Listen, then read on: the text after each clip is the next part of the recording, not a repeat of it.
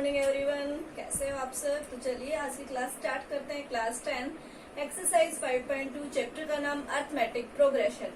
देखिए इसमें मैंने आपको 5.2 शुरू करवा रखा था। 5.2 के हमारे 1 और 2 क्वेश्चन हो गए थे। अब है क्वेश्चन नंबर 3। तो देखो जब भी इसमें निकालना है the 6th and 17th term of an AP is 19 and 41 then find its 40th term.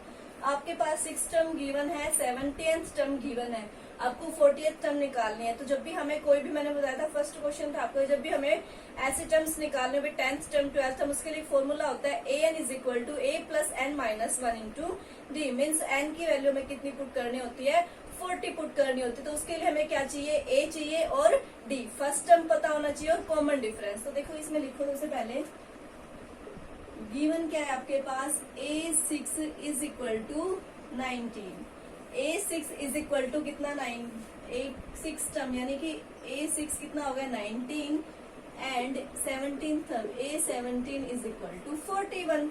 अब देखो a6 जो 6 टर्म होती है, a6 कैसे लिखते हैं उसको, 6 टर्म को a प्लस 5d कैसे लिखते हैं हम, a प्लस 5d कौन सी टर्म होती है, a प्लस 5d होती है ना। तो इसको हम क्या लिख सकते हैं, a plus 5d is equal to 19।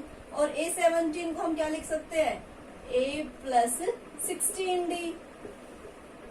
ये तो बताया था कल मैंने आपको, जैसे हम निकालते हैं an is equal to a plus N minus 1 into D.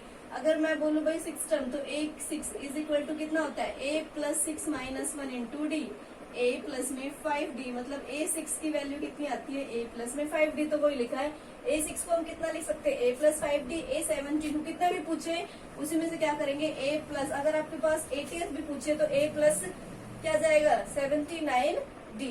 तो देखो यहाँ से आपके पास दो इक्वेशंस बन गई। एक हो गई आपके पास a plus 5d is equal to 19 and एक हो गई आपके पास a plus 16d is equal to 41। तो दोनों इक्वेशन को सोल्व कर लो। Solve equation 1 and 2, solve equation 1 and 2। इसको नाम दे दो 1 इक्वेशन, इसको नाम दे दो सेकंड इक्वेशन।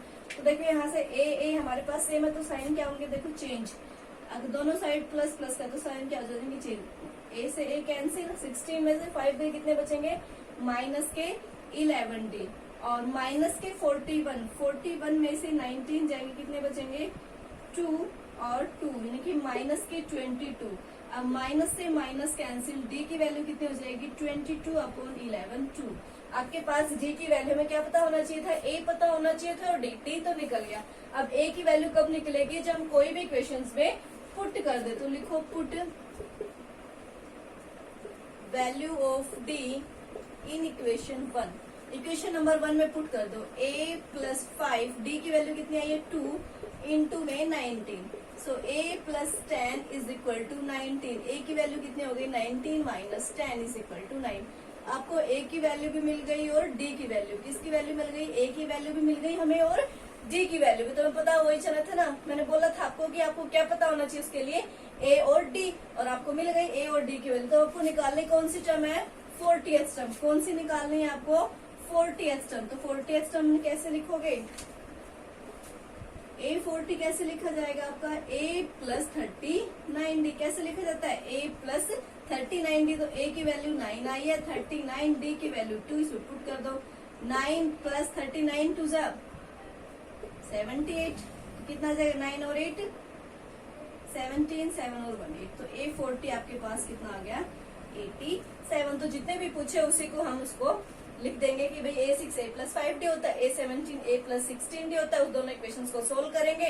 सोल्व करने के बाद आपको क्या करना है, आपके पास a और d की वैल्यू आएगी और जितने भी पूछे उसी टर्म में हम क्या कर देंगे, इसको पुट कर देंगे। अब देखिए इसका fourth question.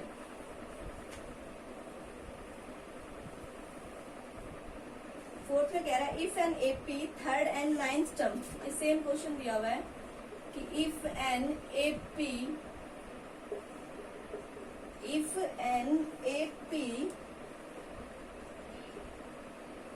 Third and 9th term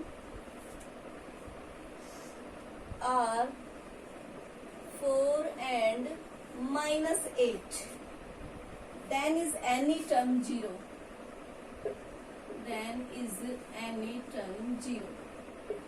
ये आपने सेकंड क्वेश्चन पढ़ा था कल कि हमें बताना था कि भाई -81 कौन सी टर्म होएगी, 0 कौन सी टर्म होएगी, पूछा था ना उसमें। इसमें तो हमसे पूछा था कि 10th टर्म कौन सी होगी, लेकिन इसमें देता है नंबर देता है, जैसे लिख दिया इसने 0, कि आपको बताना है कि 0 कौन सी टर्म होगी। तो जब भी हमें ऐसा निकालना होता है कि 0 कौन सी टर्म होगी, तो उसके लिए हमें क्या निकालना होता है, n। किसकी वैल्यू निकालनी होती है, n। तो सेम प्रोसेस में उसको सोल्व कर दो। a की वैल्यू चाहिए, d की वैल्यू चाहिए, हम किसकी निकाल देंगे, n की वैल्यू निकाल देंगे। तो देखो यहाँ से आपके पास थर्ड टर्म यानी कि a3 कितना गिवन है आपके पास, 4 गिवन है, एंड a9 कितना गिवन है आपके पास, -8। इसको हम क्या निकाल लेंगे, यहाँ से a और d की वैल्यू निकाल देंगे। a और d की वैल्यू लिख दो यहाँ से, a3 = 4 यानी कि a प्लस में कितना लिखेंगे इसको, 2d = 4। ये इक्वेशन फर्स्ट हो गई, ये इक्वेशन सेकंड यानी कि a प्लस में 8d = -8। अब इस क्वेश्चन को सोल्व कर दो, सोल्व इक्वेशन 1 एंड 2।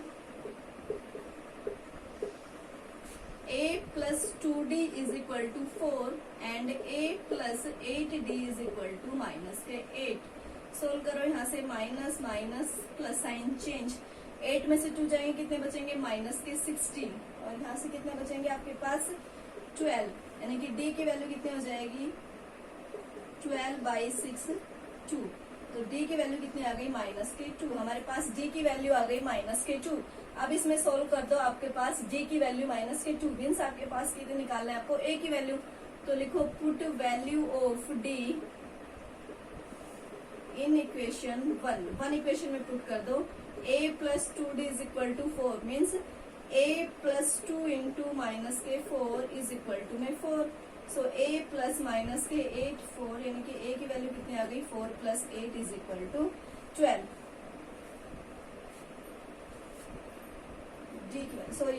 d की वैल्यू 4 नहीं है, d की वैल्यू कितनी है, 2 है। d की वैल्यू कितनी है हमारे पास, 4 पुट कर दी। d की वैल्यू कितनी है, -2, तो = 4। सो a -4 = 4, a = 4 + 4 कितना हो गया, 8। a की वैल्यू निकल गई आपके पास 8, d की वैल्यू निकल गई -2। अब इसने कहा है देन इज एनी टर्म 0, आपको बताना है कि कौन सी टर्म 0 हो जाएगी। तो आपके पास an आपके पास कितना गिवन है, 0। an कितना गिवन है आपके पास, 0। तो लिखो यहाँ से an = a plus n minus 1 into d। तो वही बताया था ना कल भी, an = -81, मतलब जो चीज गिवन है वो किसकी है, -81। an की वैल्यू गिवन है और किसकी निकालनी है, n की। तो यहाँ से an हमारे पास 0 है, a की वैल्यू आ गई 8 प्लस n -1 और d की वैल्यू आ गई -2। तो यहाँ से लिखो 0 8 -2n -+ 2 इधर आएगा तो +2n हो जाएंगे और ये 10। सो n = 10/2 कितना हो गया यहाँ से, n = 5। सो n की वैल्यू कितनी आ गई हमारे पास, 5। तो 5th टर्म हमारी क्या होगी इसमें, 0। 5th टर्म क्या होगी, 0। 3rd टर्म दे रखी थी, 9th टर्म दे रखी थी, उसके लिए हम सोल्व कर देंगे इसके बाद। अब देखिए इसके बाद जो नेक्स्ट क्वेश्चन, इसी टाइप के क्वेश्चन है आपके। नेक्स्ट क्वेश्चन है इसमें आपका 5th question.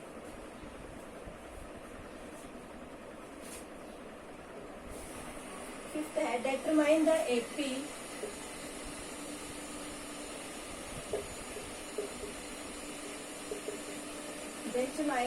AP whose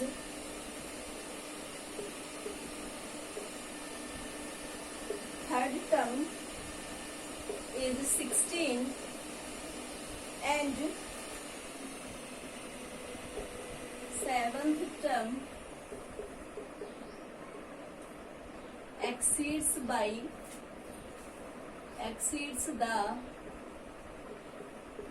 fifth term by 12। exceeds the fifth term by 12। तो देखो यहाँ से आपके पास इसमें क्या गिवन है, अभी determine the AP whose third term is 16। इसमें क्या है, आपको एक डेटरमाइन करनी है, एपी। आपको अब एपी सीरीज लिखनी है जिसमें थर्ड टर्म आपके पास 16 है और जो 7th टर्म है वो एक्सीड्स द 5th टर्म, मतलब 5th टर्म प्लस में 12। 5th टर्म से कितनी बड़ी है, 12 बड़ी है। 5th टर्म से कितनी बड़ी है, 12 बड़ी है। तो लिखो यहाँ से हमारे पास गिवन लिखो। सबसे पहले गिवन क्या है कि a3 कितना होता है, यहाँ से a3 16 गिवन है। क्या लिख सकते हैं, a plus 2d। क्या लिखते हैं इसको, a plus 2d = 16। एंड उसके बाद आपका गिवन है कि जो a7 है वो कितनी है, एक्सीड्स द 5th टर्म, मतलब a5th कितनी एक्सीड्स है उससे, 12। A5 तो है ही, प्लस में आपका 12, तो A7 को क्या लिख सकते हो आप, A प्लस 6D। A5 को कैसे लिख सकते हैं, A प्लस में 4D प्लस में 12। जब भी आपके पास ऐसे क्वेश्चन गिवन है तो हमें उस टर्म्स को ऐसे नहीं छोड़ना है, उसको इस फॉर्म में लिखना है, ऐसे नहीं छोड़ के किसमें लिखना है, A प्लस 6D इस फॉर्म में लिखना है। तो यहाँ से सोल्व कर लो, इक्वेशन सोल्व करो, कितने आएगा देखो, A प्लस 6D इधर आएगा तो माइनस के A माइनस के 4D इज इक्वल टू में 12, A से A कैंसिल, कितना आ गया 2D इज इक्वल टू में, तो D की वैल्यू कितनी आ गई, D की वैल्यू आ गई 6, D की वैल्यू कितनी आई है 6। अब हमें किसकी वैल्यू निकालनी, एपी सीरीज बनाने के लिए हमें क्या चाहिए, A और D, क्या पता होना चाहिए, A और D। तो यहाँ से लिख लो, आपके पास क्या जाएगी, D is equal to 6 put करो, so A plus 2 into 6 is equal to में 16, A इज प्लस में 12 is equal to 16, A is equal to 16 minus 12। तो आपके पास क्या आ गई, A की वैल्यू भी आ गई और D की। और एपी सीरीज आपके पास होती क्या है, एपी होती है A plus D, A plus 2D, A plus 3D, ये होती है आपके पास एपी सीरीज। तो लिख दो इसमें A कितना है हमारे पास 4, A 4 प्लस 6, 4 प्लस 2 इंटू 6 और 4 प्लस 3 इंटू में 6, तो ये आ जाएगा 4 10, 6 टू 12 और 4 16, 6 3 18 और 4 22। तो ये आपके पास बन गई एपी सीरीज। हमारे पास क्या थर्ड टर्म गिवन थी और A7 गिवन था कि वो A फिफ्थ टर्म से 12 एक्सीड्स है। उसके बाद आपको एपी सीरीज को, तो एपी सीरीज निकालने के लिए हमें A पता होना चाहिए, D पता होना चाहिए, तो वहां से हम एपी सीरीज निकाल सकते हैं। एपी सीरीज के लिए हमारे पास A plus D, A plus 2D, A plus 3D। तो आज के लिए इतना ही, थैंक यू।